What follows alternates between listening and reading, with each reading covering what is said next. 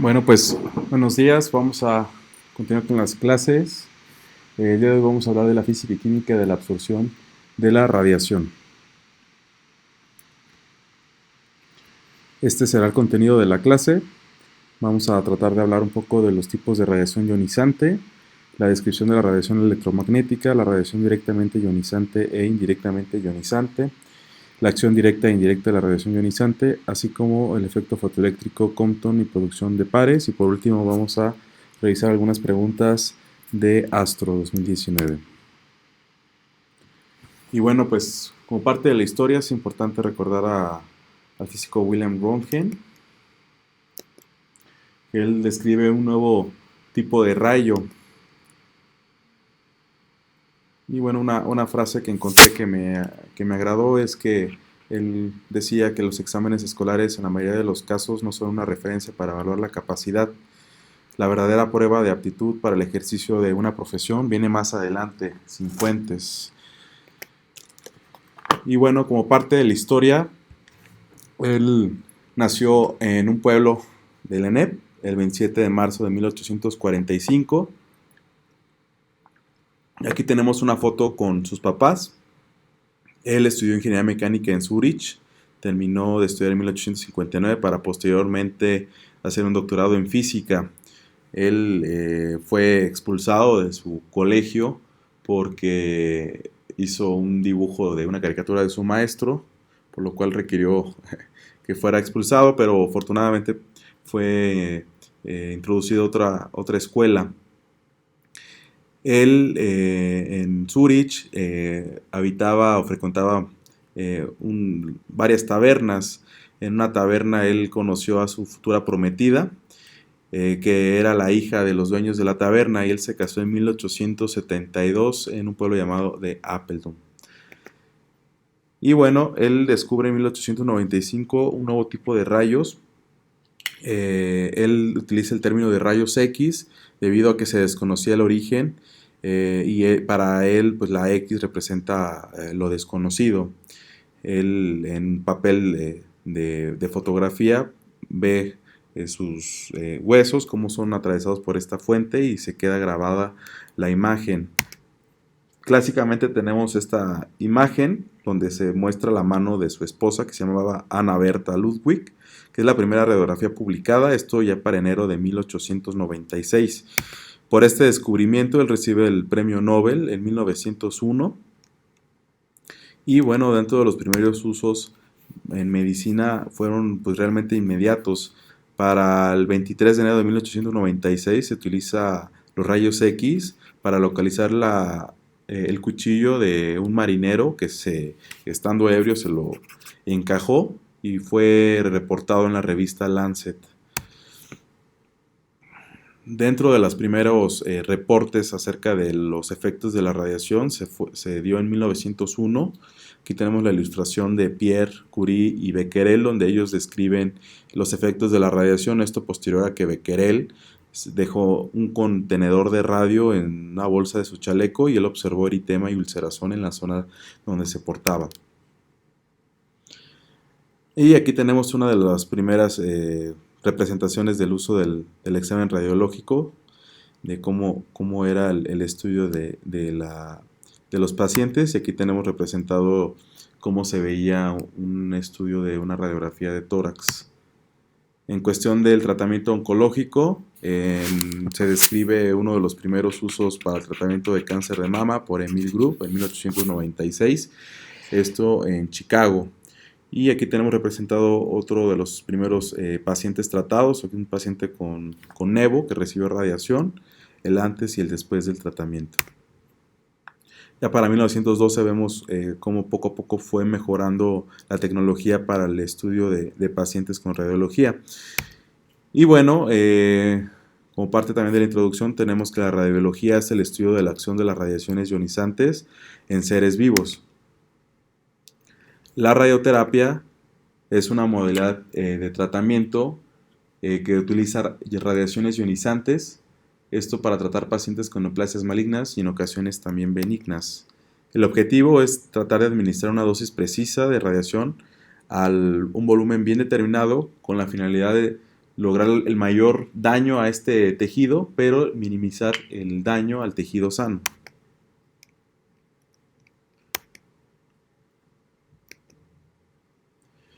Y bueno, vamos a empezar con la física de la radiación. La radiación es simplemente la propagación de energía desde una fuente a otro medio. Y podemos clasificarlo en partículas y en ondas electromagnéticas. La radiación electromagnética es la combinación de los campos eléctricos, que estos van a ser oscilantes y se van a propagar en el espacio, transportando energía de un lugar a otro. En relación a los tipos de interacción que puede provocar la radiación en la materia, pueden ser varios. Para nosotros, los más importantes es la interacción que se llama excitación y la ionización. La excitación es cualquier interacción que logre el fotón con la materia, pero este no va a tener la suficiente energía para expulsar el electrón de su órbita. Esto se llama excitación. Y aquí tenemos representado en el dibujo. Sin embargo, cuando hablamos de ionización, es un fotón con una energía suficiente para arrancar un electrón de la órbita del átomo, y esto va a provocar más interacciones que enseguida vamos a comentar. Entonces, esto es básicamente la diferencia entre excitación y ionización. Excitación es simplemente el fotón no tiene la suficiente energía para arrancar el electrón. Sin embargo, va a provocar algunas interacciones con el electrón, pero cuando esta energía sobrepasa la fuerza de enlace que tiene el electrón con su órbita, lo va a arrancar. A eso llamamos ionización. Y bueno, la energía de ionización depende de cada elemento. Aquí tenemos representado en esta gráfica la energía necesaria para cada tipo de elemento, donde vemos que a la derecha y hacia arriba son los elementos que requieren más energía para lograr ionización. En el libro de Hall se comenta que la energía promedio para lograr la ionización es de 124 electrovoltios, esto hablando en seres vivos. Sin embargo, para la energía mínima necesaria para lograr la ionización va desde los 12 hasta los 24 electrovoltios. ¿Ok? Entonces la energía mínima es de 12 a 24 electrovoltios, mientras que la energía promedio, que se comenta en este libro de radiología, es de 124 electrovoltios. Y bueno, ya habíamos comentado que nosotros para estudiar la radiación la vamos a clasificar en aquella que es radiación electromagnética y la radiación de partículas. Empezando con la radiación electromagnética, aquí tenemos los dos tipos de radiación que más comúnmente se comentan, los rayos X y los rayos gamma. Este era un ejercicio que quería hacer con ustedes, donde tenemos que señalar las características de cada uno de los que va a tener. Es decir, cuáles son de origen intranuclear, cuáles son producidas o emitidas de la radiación de fondo. Y en la siguiente diapositiva tenemos ya ordenadas las características. Bueno, los rayos X, estos son de origen extranuclear, son producidos en aceleradores de alta energía, y ellos se van a producir cuando los electrones interactúan con un volumen altamente denso, como son placas de tungsteno u oro, y debido a la interacción que van a tener, el electrón al chocar con el núcleo o cerca del núcleo de este elemento, van a producir energía en forma de rayos X. Estos rayos X, la interacción que se llama son rayos X de Bremsstrahlung o rayos X de frenado. Estos fotones son producidos por aceleradores. Aquí tenemos un clásico ejemplo de un acelerador lineal, donde dentro de este equipo los electrones son disparados, chocan con una placa de tungsteno y van a producir rayos X, que son rayos X, les recuerdo, rayos X de frenado, rayos X de Bremsstrahlung. Me regreso. Y los rayos gamma, el origen son generalmente por el decaimiento de elementos inestables, son de origen intranuclear y también son emitidos en el espacio por parte de la radiación de fondo. Y bueno, aquí en esta imagen lo que quería representar eran algunas de las partes que tiene el acelerador. Tenemos una guía de frecuencia, Aquí tenemos una pistola de electrones o electron gun, donde se van a generar los electrones para posteriormente ser acelerados en esta guía de ondas por medio de energía electromagnética. Y en esta parte tenemos lo que es el blanco, que es de tungsteno u oro, y aquí los electrones son frenados, interactúan con el núcleo, y la energía que va a ser emitida en forma de rayos X. Esto, como analogía, nos comentaban en las clases de física, es como cuando un coche que va en carretera a cierta velocidad frena, los frenos van a emitir calor. Esta energía pues siempre se va a conservar, pero se va a transformar en otro tipo.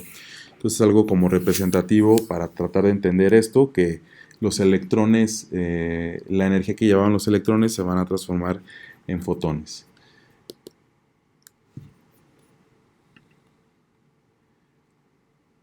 Aquí los equipos después ya lo vamos a ver en las clases de física, van a tener un aplanado, y posteriormente el campo principal va a ser delimitado por un colimador principal, por multihojas, y ya sea por colimadores secundarios o terciarios, ¿no? Esto es de manera como muy, muy básica un equipo de rayos X.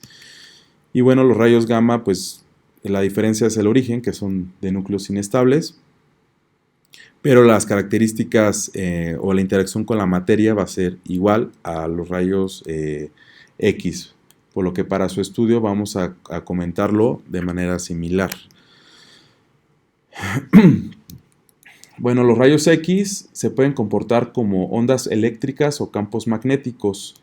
Aquí tenemos representado cómo son las ondas electromagnéticas, que tienen interacción hacia todos los ejes X, Y y Z, y también en forma de ondas, cómo va a ser vista.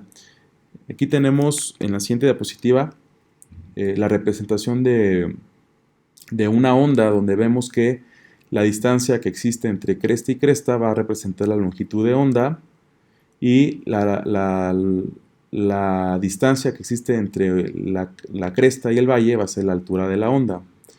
Entonces tenemos que la velocidad de la onda va a estar dada por la longitud de onda y por la frecuencia que vamos a tener entre onda y onda, entre cresta y cresta. Y bueno, en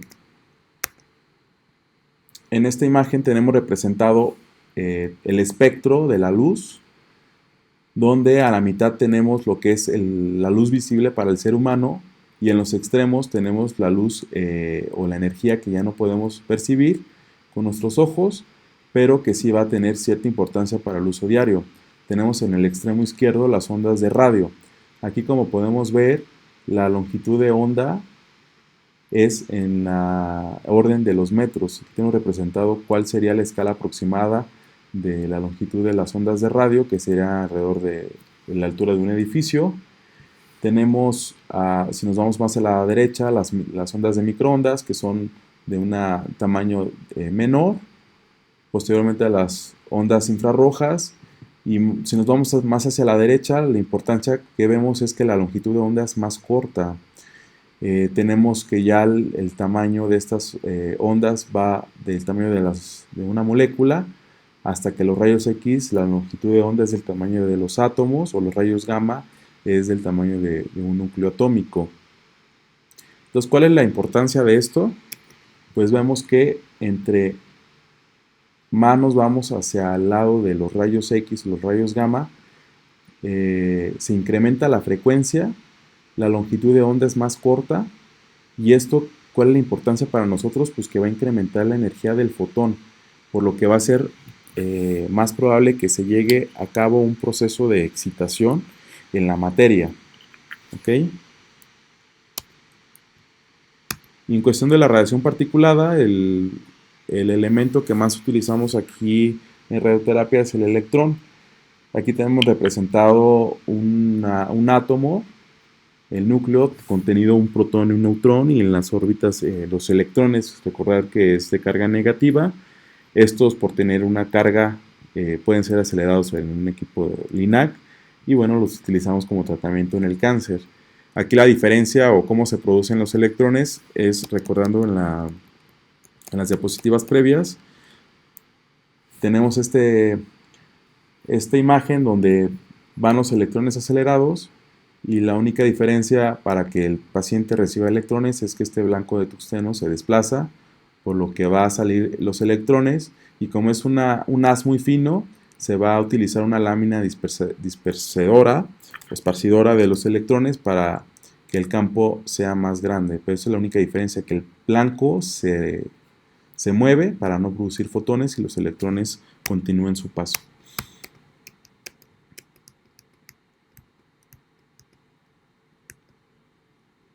Otro tipo de energía particulada son los protones. Estos tienen carga positiva, pero son muchísimo más grandes, 2000 veces mayor a un electrón, y debido a su complejidad requieren un equipo pues, más costoso para su producción. Aquí en México no contamos con ningún equipo de protonterapia. Aquí tenemos representado una imagen de un equipo de protones, y se comenta también en el libro de Hall que la producción de las auroras boreales en los polos es debido a la interacción de los protones con el campo magnético de la Tierra. Partículas alfa son producidas, son núcleos de átomo de helio. Estos están formados por 2 protones y 2 neutrones. Ellos son de carga positiva y de igual forma pueden ser acelerados. Aquí tenemos la representación de un elemento de radio 226 que va a decaer en gas que se llama radón 222. Este elemento tiene una particularidad, que en su decaimiento va a decaer en decaimiento alfa, y este va a poder hacer interacciones ionizantes con la materia, y pues de manera secundaria va a provocar un proceso de cancerogénesis y está relacionado con cáncer de pulmón principalmente en varios estados del país y en Estados Unidos, ¿no? Y bueno, esta imagen acá tenemos radiación de fondo, que también se da por partículas alfa. Los neutrones tienen una masa similar a los protones. Estos no tienen carga, y debido a que no tienen carga, no pueden ser acelerados por sí. Tienen que estar, para ser utilizados para tratamiento de cáncer, estar unidos a un elemento con carga y posteriormente separarlos. Por lo que de igual forma la producción de neutrones es muy compleja, y en el país no contamos con ningún equipo de neutrones. En usos no médicos tenemos equipos de plantas nucleares, donde la fusión de estos elementos va a provocar liberación de neutrones, y también la radiación que se recibe en los aviones cuando se encuentran en vuelos es por neutrones. Bueno, continuando con radiación particulada, tenemos algunas partículas que tienen carga. Estos van a pertenecer a núcleos de elementos como el carbón, el neón o el argón. Estos tienen carga positiva, y de igual forma para el tratamiento se utilizan equipos muy complejos, ya que requieren energías de miles a millones de voltios. Y aquí tenemos representado cómo se ve o cuál es la relación entre el tamaño de los rayos X, el electrón, y si nos vamos a la derecha vemos cómo los tratamientos con carbón, neón, son elementos con partículas cargadas que son mayores y van a tener una interacción diferente con la materia que un fotón o un electrón, y esto lo vamos a tratar de explicar más adelante. Bueno, entonces tenemos que, a manera de resumen, la radiación ionizante se puede clasificar en electromagnética y en partículas.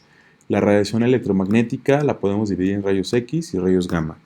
La diferencia entre estos simplemente es el origen de su producción. Recordar que los rayos X son producidos para uso médico en aceleradores lineales, y los rayos gamma son productos del decaimiento y son de origen intranuclear. Las partículas las podemos clasificar en partículas alfa, en electrones, en neutrones, protones y partículas cargadas o partículas pesadas, como lo son el carbón, el el neón y el argón. Y bueno, ahora vamos a ver qué es lo que sucede cuando interaccionan con la materia. De manera general podemos clasificar las interacciones de los rayos X, vamos a hablar de rayos X, con interacciones directas e indirectas. ¿Ok? Esos son los dos tipos de interacciones que vamos a tener. Vamos a empezar comentando con la radiación directamente ionizante. ¿Cómo es esto? Esto se da por partículas cargadas y esto es debido a que estas partículas van a tener suficiente energía cinética para producir cambios químicos y biológicos en el tejido. Sin embargo, con los rayos X esto no va a ser posible. Estos van a primero a tener una radiación indirectamente ionizante. Estos de manera inicial no van a producir cambios bioquímicos, sin embargo, al interaccionar con la materia van a producir partículas cargadas y estas partículas cargadas sí van a poder producir cambios directos, ya sea químicos, biológicos, en la materia y son los que vamos a utilizar para el tratamiento con nuestro paciente. Entonces tenemos algunos tipos de interacción que se comentan, empezando con el efecto Compton. El efecto Compton es debido a que un fotón de suficiente energía va a interactuar con un electrón de órbitas externas. Este fotón va a entregar parte de su energía al electrón y va a continuar su camino pero con una dirección diferente. El electrón va a ser arrancado de su órbita y este electrón que se aisló, que se expulsó, es el que va a producir reacciones bioquímicas. Entonces, el fotón como tal va a hacer una serie de varios pasos para producir cambios en el tejido. Por eso llamamos que es una radiación indirectamente ionizante. Y el electrón producido es el que va a depositar la energía y va a provocar cambios químicos y biológicos en el tejido. Este es el principal efecto para uso de radioterapia, es el efecto Compton. Sin embargo, también se describen algunos otros efectos, como el efecto fotoeléctrico. A diferencia del efecto Compton, la interacción se va a dar con órbitas internas del átomo. Aquí el fotón incidente va a entregar por completo la energía al electrón, pero va a ser de suficiente energía para arrancarlo de su órbita. Posteriormente, electrones de órbitas más externas van a tratar de ocupar esta órbita vacante y cuando se cambia un electrón de una órbita externa al electrón o a la órbita, perdón, que está vacante, van a liberar energía, base de energía, por diferencias de ligaduras, y esto va a producir rayos X característicos, ¿no? Entonces aquí en el efecto fotoeléctrico se producen rayos X característicos cuando un electrón de una órbita externa ocupa la órbita vacante para para ocupar esta órbita cede parte de su energía y se producen rayos X característicos. ¿Okay? Y otra característica del efecto fotoeléctrico es que es dependiente del número atómico, a diferencia que el efecto Compton no es dependiente del número atómico para la interacción, ¿no? El siguiente efecto es la producción de pares. Aquí un fotón de una energía mayor a 1.02 MeV va a interactuar con el núcleo de un átomo produciendo un electrón y un positrón. Este positrón, como tal es antimateria, va a interactuar con un electrón libre y se van a destruir el positrón y el electrón, provocando la liberación de dos fotones con una energía de 0.5 MeV. ¿Ok? Aquí tenemos la interacción del positrón, o sea, es un electrón con carga positiva, interactúa con un electrón y se van a provocar la liberación de dos fotones con esta energía, pero van a ser emitidos en direcciones opuestas. ¿Ok? Y aquí tenemos representado estos tres efectos y esto es dependiente de la energía del fotón incidente. Aquí vemos a la izquierda que la probabilidad de que suceda un efecto fotoeléctrico se da con energías menores. Cuando hablamos del efecto Compton, generalmente hablamos con energías en el orden de los kiloelectronvoltios y podemos tener efecto Compton hasta en el orden de los 10 MBs. Cuando ya pasamos de esto, podemos con mayor probabilidad producción de pares. Se dice que en intensidad modulada se prefiere utilizar energías por debajo de los 10 megavoltios porque arriba de esto hay mayor probabilidad de producción de pares. ¿Ok? Y nosotros lo que necesitamos es efecto Compton para el tratamiento de nuestros pacientes. Y bueno, aquí tenemos por último un resumen de estos tres efectos que acabamos de comentar. En el inciso A tenemos el efecto fotoeléctrico, donde tenemos aquí el fotón incidente, va a interactuar con un electrón libre de una órbita interna, va a ceder por completo su energía y va a provocar la eyección del electrón y únicamente se va a producir la liberación del electrón. Y recordar que al tratar de ocupar esta órbita vacante para ceder un electrón externo su energía, va a cederlo en forma de rayos X característicos. En el inciso B tenemos el efecto Compton, donde se representa aquí de nuevo el fotón. Es un fotón de una energía mayor al efecto fotoeléctrico, va a interactuar con una órbita externa y el fotón va a continuar su paso con una dirección diferente y con una energía igualmente diferente, pero va a provocar la liberación de un electrón de una órbita externa. ¿Okay? Y aquí tenemos la producción de pares, donde un fotón de una energía aún mayor va a interactuar con el núcleo o cercano al núcleo, provocando la producción de un electrón que va a ser liberado y un electrón con carga que se llama positrón, y este positrón va a interactuar con otro electrón y va a producir dos fotones de misma energía, pero van a ser emitidos en direcciones opuestas. Esto se llama producción de pares. Esto ya hablamos de cómo interactúa la radiación con la materia, pero ahora vamos a hablar de cómo interactúa la radiación para producir daños en el ADN. De igual forma, tenemos un efecto directo y un efecto indirecto de la radiación. Los efectos biológicos, recordando, se van a dar principalmente porque existe daño al ADN. Y bueno, ¿cómo se va a dar el daño al ADN? Se va a dar de dos formas. Una que es la minoría, que es por efecto directo hacia el ADN. Esto es porque los átomos van a interactuar con el ADN y van a provocar una serie de cambios biológicos, pero esto no pasa con mayor probabilidad. Lo que generalmente pasa es que existen daños o efectos indirectos, que esto es que el fotón va a interactuar con radicales de agua, van a provocar con moléculas libres de agua. Estas moléculas van a provocar radicales de hidroxilo, y estos radicales de hidroxilo tienen la capacidad de atacar al ADN.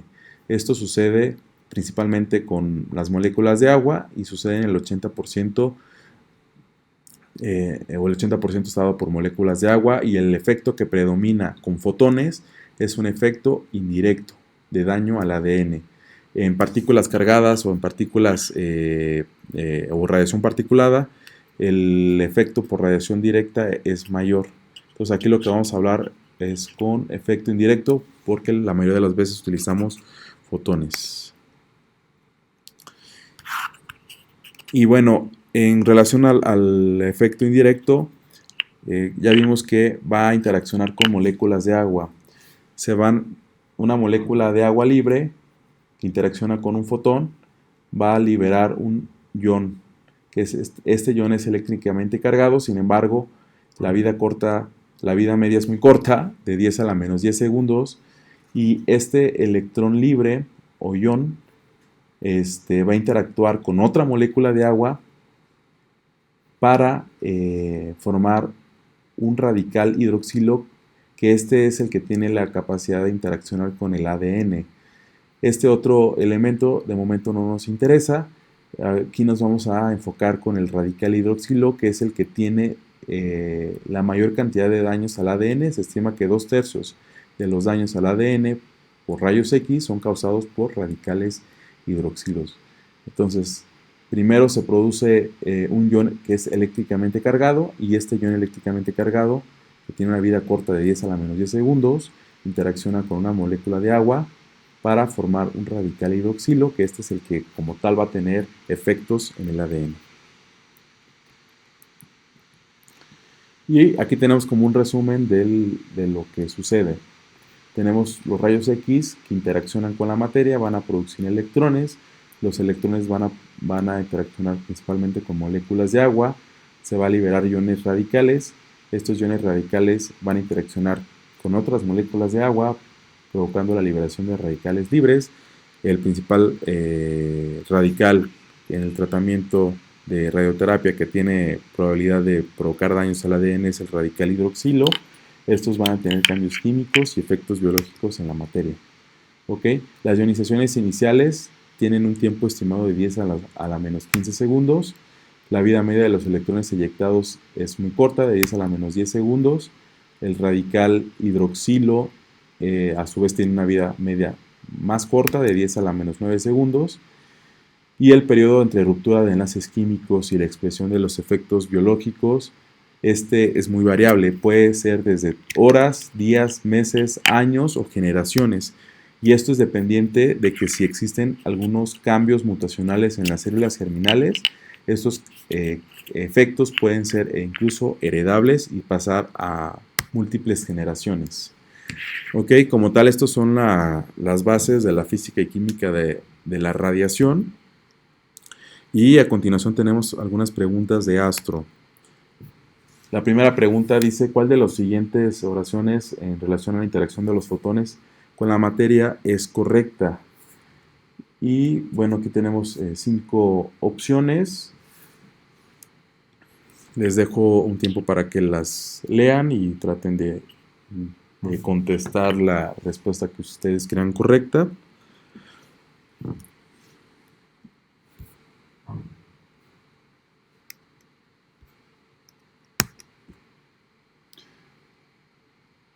Y bueno, la opción correcta es el inciso C, el proceso de interacción Compton.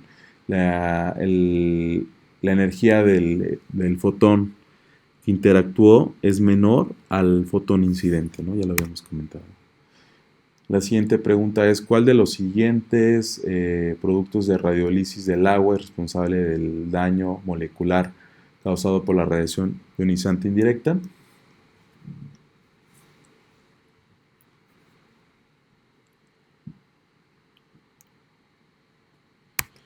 Y bueno, ya habíamos comentado que el principal, hasta en 2/3, es el radical hidroxilo, ¿no? Aquí, bueno, la energía mínima ya para provocar ionización, la mínima es de 10 a la 25, pero la energía promedio es de 124 electrovoltios. La siguiente pregunta: ¿cuál de las siguientes interacciones con rayos X con la materia es la más importante para producir radiografías diagnósticas? El efecto Compton, producción de pares, efecto fotoeléctrico, desintegración nuclear o efecto coherente. Ya lo vimos que es el efecto fotoeléctrico, que es la principal para uso de diagnóstico. ¿Cuál es la vida media de radical hidroxilo? Igual lo comentamos, la respuesta es B, 10 a la menos 9 segundos. Y por último, algo que nos habían comentado es que es una célula madre o célula troncal. Bueno, pues se define como aquella que es capaz de dividirse indefinidamente y diferenciarse en diferentes tipos de células especializadas. Dependiendo de las características, pueden ser clasificadas en totipotenciales, en pluripotenciales o en multipotenciales. Las totipotenciales son todas aquellas que son capaces de producir tejido embrionario y extraembrionario. Cuando hablamos de una célula pluripotencial, son aquellas que pueden producir o diferenciar en diferentes tejidos procedente de cualquiera de las 3 capas embrionarias, mientras que una célula multipotencial únicamente puede producir tejidos, pero de una misma capa embrionaria. Y bueno, cualquier duda, comentario, sugerencia, vamos a estar en contacto por WhatsApp y por la página en YouTube que se habilitó. espero que haya quedado entendido y cualquier cosa estamos en contacto. Gracias.